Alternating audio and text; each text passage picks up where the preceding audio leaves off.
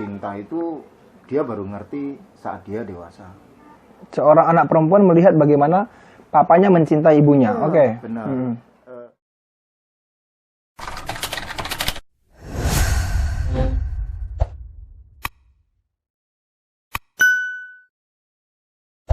Hai teman-teman, nah ketemu lagi di program Bicara, Berbagi dalam Cerita.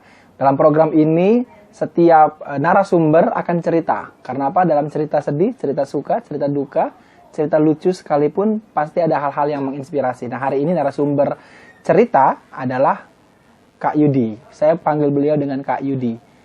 Kak Yudi, silahkan kenalkan diri dulu deh. Ya, terima kasih Kak Robi. Yes. Ya. Kesempatannya untuk saya bisa bicara di channel ini. Itu aja. Kenalkan, nama saya Yudi, asli Surabaya, dan profesi sekarang saya juga terapis dan psido untuk anak-anak autisme. Terapis. Iya. Punya center sendiri ya? Iya. Oke, boleh tahu alamat centernya di mana? Ya, kita kebetulan di Jalan Gedung Seroko, Gang 7, nomor 5, Surabaya. Oke, Gedung Seroko. Namanya Anak Terang. Terang. Oke. Mungkin teman-teman ada yang mau ya, atau saudara atau keluarga yang pengen konsultasi, bisa datangi beliau. Beliau sama istri bergerak di bidang yang sama. Nah, ini menarik nih. Kak Yudi ini kan punya anak perempuan. Betul. Nah, saya mau membahas tentang bapak nih. Seorang bapak punya anak perempuan, usia berapa sekarang? 11 mau 12. Nah, masuk masa remaja. Nah, yang saya lihat ini Kak Yud, kakak itu cukup dekat dengan anak perempuannya. Kok bisa? Kan biasa kan, apalagi kalau budaya timur itu kan, bapak itu kok sosok yang menyeramkan. Kok bisa sih Kak? Iya. Mungkin karena saya lembut. Ya lembut ya. Anda bisa lihat wajahnya ya. Wajahnya sangar, hatinya lembut loh. Hatinya hati tweety. Ya, kebanyakan orang berpikir bahwa wanita lah yang paling berperan dalam mendidik anak. Yes. Ya, Kebanyakan begitu. Ya benar. Salah juga, karena seorang anak itu membutuhkan peran mama dan papa. Itu yang pasti. Saya mau katakan bahwa anak saya bukan lebih dekat sama saya, enggak. Tapi dekat dua-dua dekat. Dekat sama ayah ibu dia. Iya, dekat sama mama papa. Tetapi ada sesuatu saatnya, oh ini bagian papa, ini bagian mama. Dia sendiri yang akan memilah, terutama waktu dia dewasa. Kak Robi mungkin aneh ya Kak Yudi ini, kalau bayi ini, saya jadi suami siaga. Sama saya juga begitu. Jadi refleks sekali kalau anak bangun waktu bayi itu. Oh, wow. Saya langsung cepat buat susu atau apa bagaimana dan sebagainya. Oke. Ya bukan menghilangkan peran dari wanita, enggak, tapi memang kondisi seorang ibu itu kan lelah juga saat anak bayi. Jadi peran seorang ayah ini dibutuhkan. Saya hanya ngomong bahwa nanti aja saya jelaskan ya. Nggak apa-apa sekarang. Iya. Sebetulnya sosok ayah. Iya. Biar singkat gitu loh ya. Biasanya laki-laki itu simple lah gitu. Enggak. Biasanya. Tapi kan kita laki-laki beda. Ya. Kalau pembicara ngomong tentang hati bapak atau seorang laki-laki, seorang ayah itu harus bagaimana? Saya cuma punya 3 hal. 3 poin. Apa? 3 poin. Oke. Ini bagus nih kayaknya. Biasa membicara ya. Ya, hanya 3 poin. Yang pertama itu cinta. Oke. Sosok anak perempuan itu membutuhkan cinta, Kak Ruby. Ya, kita bicara cinta ini dari bapak nih. Nah, oke. Cinta dari sisi bapak. Oke, siap. Dan bapak itu adalah cinta pertama dari seorang anak perempuan. Ya, betul. Ya, bapak itu cinta pertama dari anak perempuan. Ngomong cinta pertama itu bukan tentang jatuh cinta seperti yang anggapan orang ya. Iya. Oke. Jadi sosok ayah itu adalah cinta pertama bagi anak perempuannya. Oke. Mungkin kebanyakan orang bahwa cinta itu dia baru ngerti saat dia dewasa. Salah. Poin yang pertama tadi tentang cinta, anak itu membutuhkan cinta terutama. banyak sosok anak perempuan yang saat kehilangan cinta dari ayahnya, maka survei membuktikan pada masa remajanya, masa dewasanya, dia akan kehilangan sesuatu yang sangat berharga dalam dirinya. Poin pertama adalah cinta. Jadi sebenarnya seharusnya seorang ayah itu justru harus dekat dengan anak perempuannya. Bukan karena dia punya anak perempuan, dia jaga jarak. Enggak ya, harus dekat malah. Karena ayahlah cinta pertamanya anak perempuan. Betul. Dan ini masih tentang cinta kan. Kenapa anak perempuan itu dia membutuhkan cinta dan melihat cinta dari seorang ayah. Anak perempuan itu melihat bagaimana dia mencintai papanya, mencintai mamanya. Seorang anak perempuan melihat bagaimana papanya mencintai ibunya. Benar. Perlakuan itu terekam saat bahkan dia masih kecil, saat dia masih bayi. Dan jangan dikira anak kecil itu nggak peka terhadap cinta. Dia nggak dicintai, biar rasa. Dia merasakan, nggak ada perhatian, nggak ada sentuhan bahkan. Kalau saya dibilang sampai tadi malam pun, seusia anak saya umur 12, saya sempatkan tidur di kamarnya. Dan mencium dia dan ngomong I love you. Tujuannya apa? Karena budaya timur itu kan sepertinya masih banyak orang tua cowok khususnya yang merasa itu tabu, nggak boleh, pantang gitu.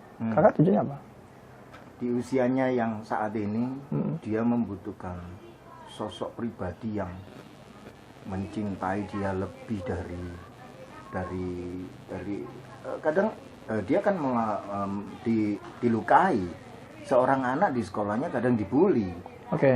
Merasa nggak dicintai dengan teman-temannya, tetapi di keluarga dia itu menemukan itu.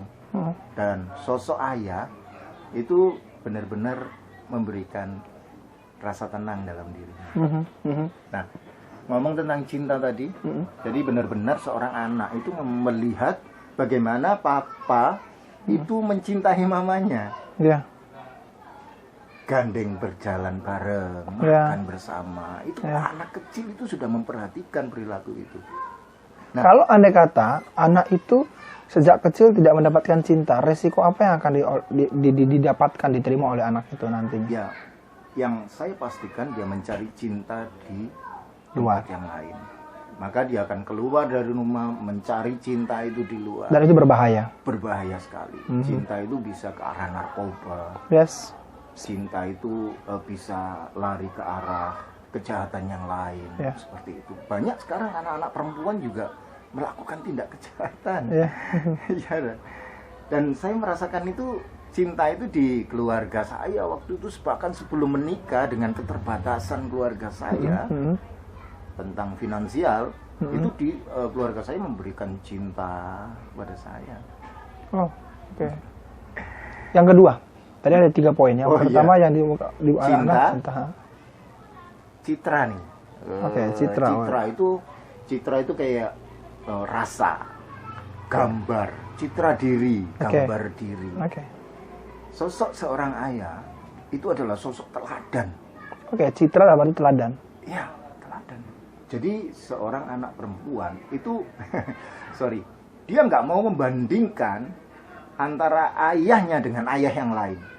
Kak Robi bisa teliti itu. Dan saya berani ngomong seperti itu sebagai seorang ayah. Karena anak perempuan dianggap mamanya atau papanya, ngomong tentang ayah ya ini. Betul. Ayahnya itu bisa melakukan segala apapun. Superhero-nya dia. Kemarin dia telepon, papi tolong, panik. Ada kecoa. Beberapa saat, waktu kebetulan naik motor, papi tolong, ini emergency sekali. Kenapa? Karena saluran internetnya terputus karena lampu mati. Jadi papaku adalah segalanya. Papaku adalah Mahi. Sebelum kita siaran ini. Tapi ini bahaya, sangat membahayakan. Karena apa? Ada paku di meja yang nongol. Ya benar.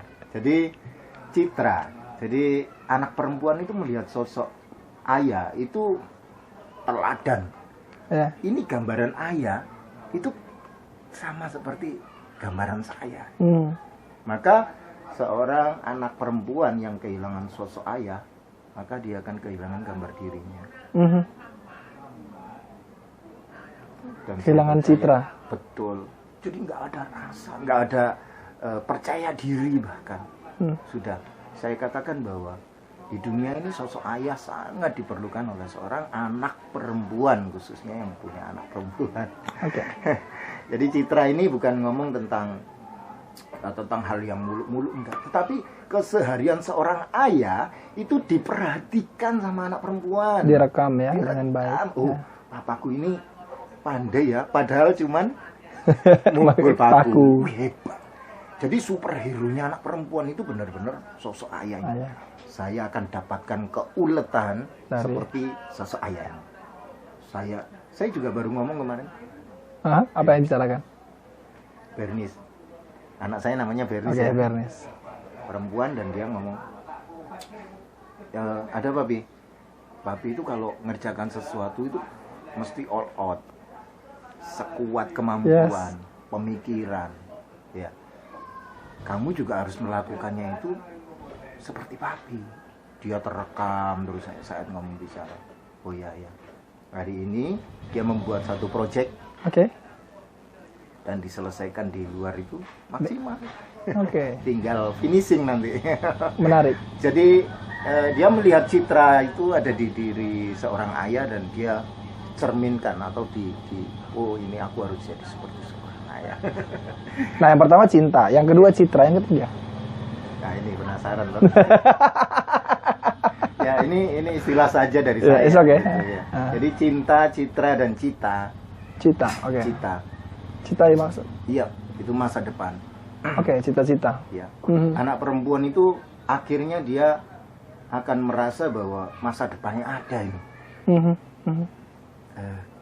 Kalau saya seperti papa, sosok seperti ayah, aku nggak khawatir tentang masa depan saya. Itu memberikan wawasan ke seorang anak perempuan bahwa saya nggak akan khawatir ada papa saat ini. Nah, itu berujung juga pada sesuatu yang mesti kita ciptakan setiap hari, Kak Robi. Ketiga hal ini bisa direkayasa nih di rumah sebagai keluarga. Jadi direkayasa maksudnya dibentuk, dibuat, di program. Ya. Mungkin saya dengan istri saya lebih ke arah komunikasi yang sepakat kita mau buat apa nih tentang pendidikan anak gitu ya. Nanti kalau dia ada salah dengan istri saya, itu dia menyelesaikannya juga dengan istri. Ya. Kalau ada masalah dengan saya, juga saya akan selesaikan dengan saya. Ya. Dan ini kesepakatan dari awal. Karena jangan sampai anak itu pilih kasih. Ngerti maksudnya pilih kasih? Gimana? Saya hanya lebih cinta mama daripada papa. Sehingga waktu saat terjadi sesuatu, nah mungkin istri saya juga pernah sharing kan waktu itu. Milih mana, papa atau mama? Sosok seorang anak itu harus berimbang kasih sayangnya. Jadi antara ayah dan ibu. Kak, kalau saya dengar tadi dari cerita kakak bahwa karena kakak juga sebelumnya dapat dari keluarga waktu kakak belum menikah, kakak dapatkan kasih sayang. Boleh cerita nggak di masa waktu hal-hal yang menyenangkan, hal-hal indah yang kakak dapatkan? Apa yang bikin kakak bisa bagikan itu kepada keluarga saat ini gitu? Ya. Jangan keringatan, Kak. Pertanyaannya belum puncak ini pertanyaannya. Itu aja udah grogi langsung. Saya nggak perlu nangis karena saya laki. Ya. Berarti laki-laki nggak boleh nangis? Boleh. Oh ya, oke. Sip. Kita seirama untuk itu. Ya. Jadi, tapi orang lain seperti menangis melihat saya. Karena apa? Ya.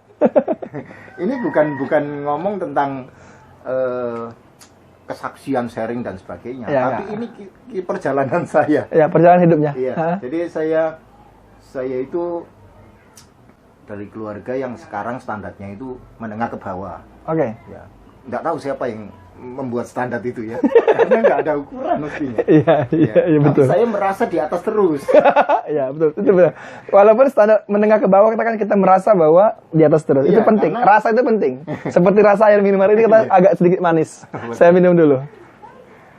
Betul. Jadi kenapa saya merasa di atas? Karena saya punya harga diri waktu itu. Walaupun keluarga saya dulu juga ada bertani. Kalau zaman Oke. dulu Ya. nginjak padi. Oh, oke. Itu sebelum dia Giling. digiling, itu saya mengalami. Saya harus keliling bawa kue, Mhm. keliling kampung. Kue, Jualan. Kue, iya. Mhm. Mungkin yang lain sudah pakai rombong gitu, tapi saya masih pakai ini. Pakai tempe. Ya, sambil teriak-teriak loh. Iya. Makanya suara saya agak bagus. Iya, iya. Vokalnya juga dilatih. Saya percaya. Dari gang memang. Oh, gitu ya. Yuk coba ulang, boleh ulang. Kue. Oke, oke. Dan saya nggak merasa malu juga kalau mungkin Kak Robi saat ini ngomong kamu harus jualan kue Mhm. untuk keluargamu, saya nggak akan malu. Oke. Karena saya sudah terbiasa. Anak-anak lain sekolah, makan, orang tuanya cukup. Tapi saya harus tiap pagi jam 3 bangun. Jam 3 pagi. Jam 3 Itu apa? SMP, SD, SMA? Dari SD ya, Oke. dari SD umur 7 gitu. Sudah bekerja. Bangun harus jualan. Bayangin, setelah pulang sekolah harus jualan. Jadi nggak ada kemungkinan untuk bolos pulang ke rumah. Iya, betul. Ya, daripada jualan lebih baik di sekolah. Betul. Itu pemikiran yang sangat bagus ya. Iya, iya. Daripada bolos di sekolah, apa di rumah disuruh jualan mending sekolah. Iya. Iya, iya. Kalau anak-anak sekarang bolos kan ada Iya. tujuannya Iya, kemana. iya. Kalau dulu kan- dulu nggak. ada, harus pulang kan. Iya. Mau kemana? Mall juga nggak ada. Iya, iya, betul. Zaman dulu. Mendingan di sekolah aja. Nah, akhirnya setelah pulang sekolah makan harus jualan lagi. Mhm. Harus jualan di pinggir jalan, jaga satu rombong es gitu, dan saya nunggu pembeli dan itu sudah saya lakukan sejak lama. Oke. Tapi mungkin dari sisi manusia saya juga kok aku nggak seperti teman-teman lain. Mhm. Teman-teman lain maksudnya dalam arti Dalam ekonomi. arti ekonomi, Oke. ya, saya harus jualan terus tiap hari. Tapi orang tua saya dan almarhum ibu saya Mhm. itu kan memberikan motivasi terus. Mhm. Bukan tentang nabung ya. Kita nggak pernah ngomong tentang kaya. Kita jualan biar kaya, enggak. Kita jualan biar hidup Oke. gitu. Mhm. Jadi saya nggak ada target untuk apa, pendidikan juga. Tetapi ternyata Tuhan mempunyai tujuan dalam hidup saya. Hal apa yang begitu nancep yang dilakukan oleh keluarga ke kakak di masa kecil? Karena kalau saya lihat dari cerita kakak tadi, sepertinya keluarganya itu sekalipun menengah ke bawah, tapi menyenangkan. Hal apa yang kegiatan apa sih, maksudnya hal apa yang hal positif apa yang papa mama berikan untuk kakak? Jadi kita ini dikenal dengan keluarga yang tidak menyerah, Tidak menyerah. tidak pernah Oke. menyerah. Dalam kondisi nggak pernah ada uang tuh. Mhm. Mhm. Ya mungkin zaman dulu zaman sekarang kan penggadaian itu kan emas Iya. itu ya. Kalau zaman dulu kan celana. Oke. Wah. Jadi ya hidup kita ya ke penggadaian, baju digadaikan untuk bayar SPP. Oh gitu. Ya. Jadi kalau SPP walaupun SPP saya itu nggak mahal kan waktu Mhm. itu. Tapi kalau nggak ada duit tetap mahal ya itu. Tetap mahal. Ya. Gitu. Jadi numpuk sampai 1 tahun nggak terbayar. Itu baru kita jual sesuatu. Mhm. Seperti itu. Tapi yang membuat semua itu proses itu adalah tentang kebersamaan, Kak Rob. Oke. Kebersamaan seperti apa? Persamaan itu yang tercipta di keluarga kami. Orang bilang susah senang bersama. Mhm. Nah, kalau susah senang bersama berarti waktu sakit juga bersama. Mhm. Waktu nggak punya uang juga bersama. Mhm. Dan saat makan itu makan bersama. Mhm. Karena waktu menanak nasi selesai, Mhm. makan bareng. Tapi kan nggak ada meja makan, Ya. nggak seperti orang-orang yang punya itu makan kumpul dan seperti itu. Makanya saat ini, sorry ya, istri saya bingung dengan makan bersama. Kenapa? Ya, karena nggak terbiasa di keluarganya. Oh, ya. Walaupun mereka punya meja makan, walaupun interior bagus, ada lampunya atau apa, lampu khusus. Tapi mereka ternyata nggak pernah makan bersama. Kalau kakak dulu di waktu masanya tuh makannya bareng. Makannya bareng. Walaupun Karena- lesehan. Ya karena Hmm. karena waktu itu makan juga nggak melimpah. Jadi jam makan kita itu jam lapar, Kak Rom. Maksudnya jam berapa? Jam lapar. Jadi, Bu, sudah selesai? Belum, masak. Bapak juga. Wis mateng? Belum. Bahasa Jawanya gitu. Iya, iya, Sudah iya. masak? Belum. Jadi begitu Sudah gitu. itu. Jadi jangan dikira kebersamaan gimana, Kak Rob, itu memang. Kan nunggu lapar ya. Nah, Iya. saya bilang kenapa? Ya, itu semua diciptakan. Siapa yang ini? Menarik ya. Siapa yang ngajarin? Siapa yang yang ngelit sampai seperti itunya? Mungkin Yang berinisiatif gitu loh, yang bukan saya ya. Karena saya masih kecil. jangan sampai anak 4 tahun yang berinisiatif ya. Ya, sosok ibu ya almarhum. Oke. Ya, dia itu di samping dia itu pendoa, Oke. tapi dia itu senang dengan kebersamaan. Mm-mm. Jadi kalau saudaramu satu nggak makan ya, kamu nggak usah makan, nunggu, kayak gitu dibiasakan. Jadi kebersamaan itu kunci dari keluarga kita waktu itu. Didikan apa yang Bapak berikan sebagai seorang ayah? Misalkan Kak Yudi kan punya Bapak nih. Apakah Bapaknya juga melakukan hal yang sama seperti Kak Yudi lakukan kepada Bernie saat ini? Atau saja dekat dengan anak-anaknya dia? Oh iya, Mm-mm. bapak saya itu idenya itu cemerlang. Wah. Jadi kalau di kampung itu dia selalu inovasi terhadap ide-ide membuat acara dan sebagainya. Kelihatan kok Kak Yudi kayak gitu ya, menurun. Jadi rupanya ide-ide itu ya nurun genetik ya kayaknya. Gak tahu ya ada genetik. Tapi itu mesti ada bawaan lah. Jadi kreatif saat terdesak. Kreatif sangat terdesak. Kalau nggak terdesak nggak metu dia, nggak keluar dia. Oke. Jadi benar situasi di rumah Uh-uh. itu saya ciptakan kreatif kayak gitu. Seperti hasil coretan di dinding anak saya, ya, Mhm. lukisan kayak itu. Sengaja saya Bingkai. bingkai yang bagus biar dia lihat seberapa kemampuan dia. Padahal kalau saya bilang juga ya sorry biasa, tapi saya jadikan luar biasa. Sosok seorang ayah itu sosok yang memberikan citra kepada anaknya. Jadi wow, papaku itu menghargai, maka dia nggak minta penghargaan dari yang lain. Mhm. Jadi kalau saya bilang tadi rekayasa, ya saya ciptakan Kak Robi. Ya, diatur sendiri. Iya, kita pernah ada musim kita pesta teh. Di rumah ada pesta teh. Iya, kita buat tenda nih. Ide apa yang membuat hal itu bisa muncul? Kok pulang sih Mama? Kok pulang sih Papa? Ya.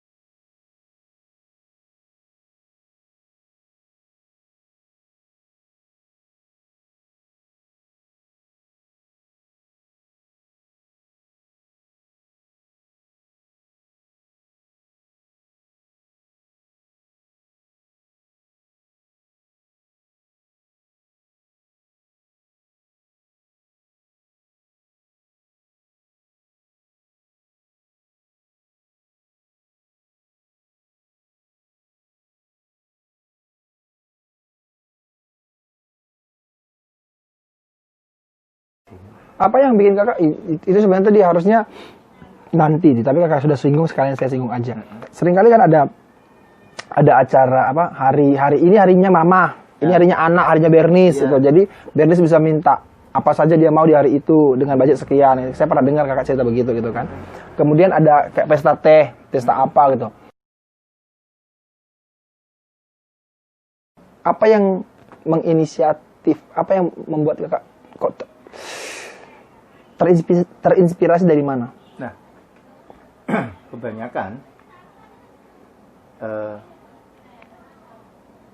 orang atau anak itu kehilangan sosok orang tuanya. Bisa jadi saat orang tuanya pulang ke rumah, ketakutan semua. Awalnya seperti itu, Kak. Kadang ada